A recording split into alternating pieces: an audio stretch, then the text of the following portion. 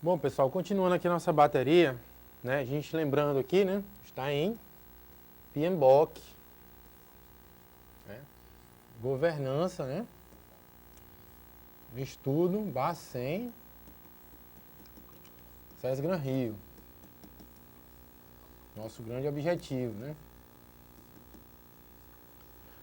A gente já estudou na questão 1 a parte de definição de projeto.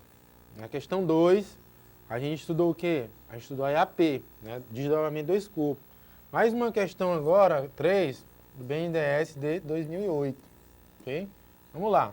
Vamos ler aí, matar o material de vocês, tá? Os empregados de uma determinada empresa costumam entrar em greve sempre no mesmo mês de cada ano. É o dissídio coletivo, né? Sabendo disso, o gerente de projeto que trabalha com esses empregados faz o seu planejamento de resposta a risco, seguindo as melhores práticas do PMBOK. Assim, na ocorrência desse risco, entra em ação o plano. Pessoal, vamos lá.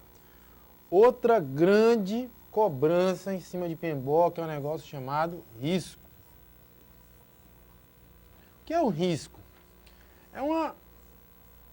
É uma probabilidade de algo acontecer, certo? Lembrando, pessoal, isso aqui é importantíssimo, aí coloque aí várias exclamações, tá? Risco no PMBOK pode ser positivo ou negativo. Na segurança da informação, não existe esse negócio de risco positivo e muita gente se enrola. No PMBOK, pode ser positivo ou negativo. Na segurança, sempre é negativo. Dependendo da questão, você pode se enrolar. Está falando de PMBOK, então pode ser um risco positivo ou negativo. Nesse caso, ele está falando de um dissídio coletivo, né, que vai prejudicar o andamento do projeto. Então, a gente está tratando, por coincidência aqui, de um risco negativo.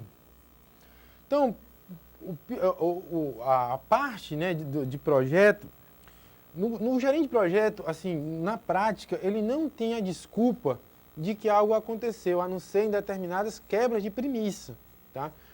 Por quê? Porque determinados riscos você tem que antecipá-los, né? Antecipá-los. Pô, você sabe que todo ano, né, existe o dissídio coletivo. Você não vai colocar uma etapa crucial do projeto para esse mês. Se você colocar, você não é um bom gerente de projeto. Por quê? Porque você sabe que pode dar chabu, né? Vai ter dissídio coletivo. Do jeito que ele fala aqui, que ele fala costumo, mas do jeito que ele fala, é tão certa isso daí que não é nem um risco, né? Quase não é um risco, é 99% de chance de acontecer, ou seja, é fato, né? Mas você tem que combater aquele risco, né? Aquele fato, tá? Então você tem várias estratégias, né, de combater o risco, tá? A gente vai tratar ele nas questões mais à frente, né? Mas risco é obrigatório, né? Bom, aí ele vai perguntar aqui, ó. Sabendo disso, o gerente de projeto que trabalha com esses empregados faz o seu planejamento de resposta a risco, seguindo as melhores práticas do PMBOK. Assinar o corrente de risco entre ação e plano. Que plano é esse, né? PMBOK é cheio de plano, né? E depois a gente vai fazer um resuminho aí estratégico do PMBOK. Você vai ver que 50% do PMBOK, né, ou seja, 21 processos, na realidade, 21, né, de 44, quase 22, quase 50%, é só plano, é só planejamento. Se fosse planejamento do PMBOK é muito alto. Por quê? Porque é para você antecipar tudo para que seu projeto saia do jeito que, assim, pelo menos aproximadamente do jeito que você planejou. Ele está perguntando, tem plano para tudo, né? Que plano é esse? Vamos lá. Plano de combate ao risco, é um plano de contenção? Não, não é. Não existe esse plano de contenção, pelo menos eu não me lembro de ter visto plano de contenção no PMBOK, né? Plano de contenção parece sei lá, de calamidade pública, você vai conter alguma coisa, né? Fato. Cai sempre. Quem é? O nosso famoso plano de contingência, que também é uma peça fundamental da segurança da informação. Como no plano de contingência, você vai primeiro licitar, né, os riscos, você vai listar todos os riscos possíveis, né? Depois você vai priorizar os riscos, né? Depois você vai instituir o plano para combate desse risco, né? Quais são as estratégias desses riscos elencados, quais riscos você vai combater, quais você vai aceitar, quais você vai mitigar, quais você vai evitar. Chegando ao ponto, né, se o projeto for grande e merecer, você fazer o quê? Uma matriz financeira de risco, né? O que seria isso? Para cada risco você faz uma reserva de contingência financeira mesmo. Ó, se acontecer eu vou gastar tanto. E aquilo aí você deixa separado do seu orçamento do projeto, né? Se esse risco não se configurar, você usa esse dinheiro para outras coisas do projeto. Seria um bônus que você teria. Se configurar, você já fez aquela reserva estratégica, né? E você vai colocar no projeto para combater aquele risco, né? Aí, como no projeto, né, em PMBOK, a gente tem riscos positivos e negativos, você vai ter determinadas parcelas do seu plano de contingência financeiro positivas, ou seja, se aquele risco, se o dólar subir eu vou me dar bem. Então eu vou colocar aquilo ali como um risco positivo, ou seja, se o dólar subir eu vou ganhar. Mas também se o dólar descer é um risco negativo, eu vou perder. Então tem essa possibilidade de ganhar ou perder. Na segurança da informação não. Se acontecer o risco já vai estar como negativo, você só vai utilizar a sua reserva, né? Tá, então é contingência. Cai muito, Walter, o plano de contingência cai muito, porque risco, como eu já falei, é uma área do PMBOK muito cobrada, tá? Mudanças, né? O plano de mudanças é aquele plano lá que você vai ajustando o escopo, né? Você vai ter um comitê de mudanças, né? Alguém vai pedir aquela mudança também, um dos grandes pontos, né, do PMBOK, é você ter mudanças formais, né? Se você não formalizar as mudanças, você não sabe nem... primeiro, você não formalizou o escopo. Se você não formalizar as mudanças, você não sabe nem o que você queria no começo do projeto. Então, você vai ter todo um histórico de mudanças, né? Para depois argumentar, né? Prazos, argumentar custos com o seu cliente, né? O seu patrocinador, tá? Plano de processos. Isso aqui já seria Plano de processo seria algo como um BPM, né? Você desenhar os processos, não tem nada a ver isso aqui, tá? Esse aqui também não. Plano estratégico, né? O plano estratégico, ele é muito acima do PMBOK, né? Da estratégia que você vai ter, só fazendo uma coisa simplificada aqui, né? Você tem objetivos, né? E resultados. Tá? Quem é que define isso? A estratégia. Estratégia. E quem é que vai trazer quem vai tornar os objetivos em resultados? Aí sim, os projetos.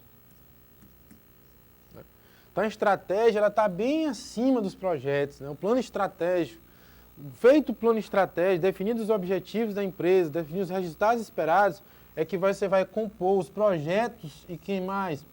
Os programas. Conjuntos de projetos relacionados. E tudo isso vai fazer o quê? Parte de quem? Do seu portfólio de projetos. O PMBOK 4, né, a versão 4, ela vem com isso muito forte, né? Portfólio de projetos, tá? Então, também não é isso aqui. Resumo da ópera, né? Risco é muito importante. São eventos incertos, né? Que podem acontecer e o gerente de projeto tem que ter um plano B, um plano C para combatê-los e o projeto não parar por causa de um evento incerto. Né? Para isso, ele vai criar um plano de risco. E dentro do plano de risco, eu vou ter o plano de contingência, né? Ou você pode até chamar o próprio plano de risco de plano de contingência. Mais uma vez, lembrando que segurança da informação, o risco é sempre negativo, ok?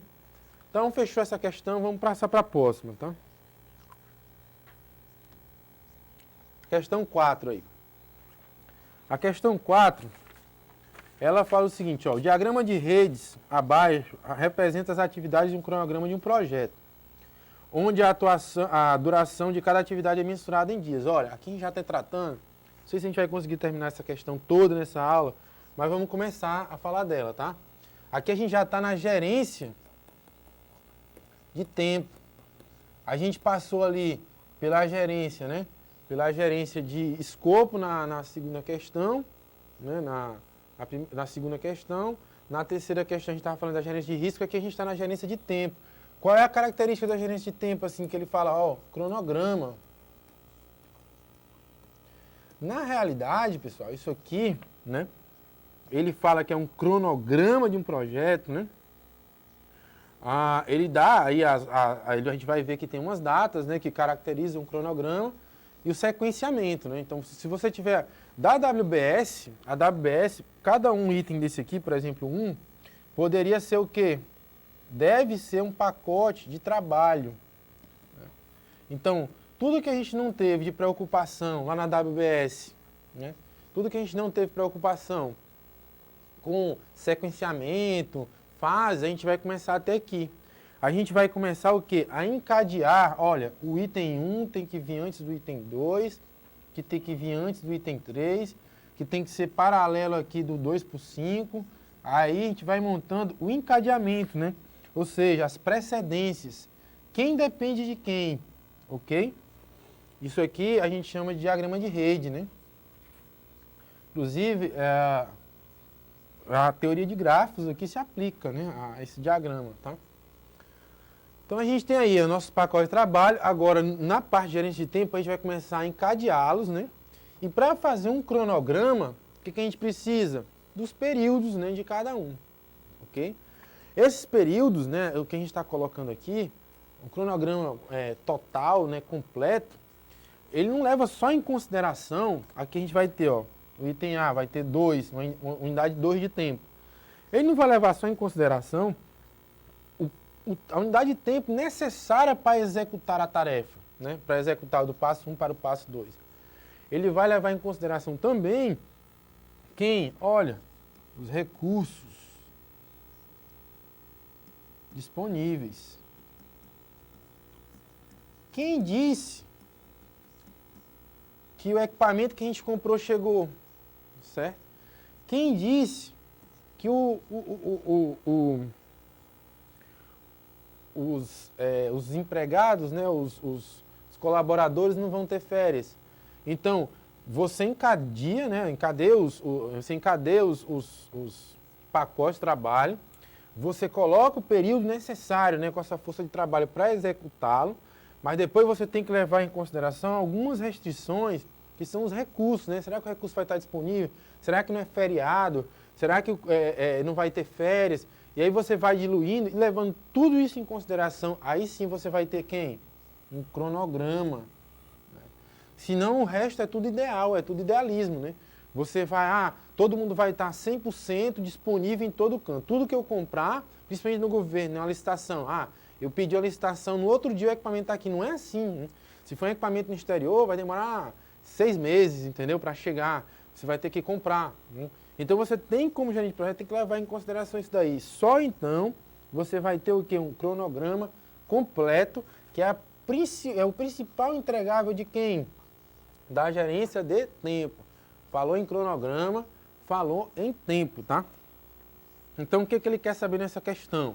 Ele quer saber o seguinte, ó, o diagrama de rede abaixo, né, representa as atividades de um cronograma. Então ele fala que é um diagrama de rede, e como eu expliquei, você vai conseguir o cronograma. O projeto. Se as durações das atividades A e I fossem alteradas, respectivamente, qual seria o caminho crítico, né? Então a gente vai só encaminhar aqui para a gente ver na próxima aula, mas ó, guardem aí, ó, caminho crítico. Crítico. Isso daqui é crítico para PMBOK, né? Mais um item com 3 exclamações. Sempre cai caminho crítico, né? Você tem que saber caminho crítico, se não sabe, vai aprender agora, né, o que é na próxima aula, e já guardem aí para vocês que isso é um tópico fundamental do PMBOK, ok? Então até a próxima aula.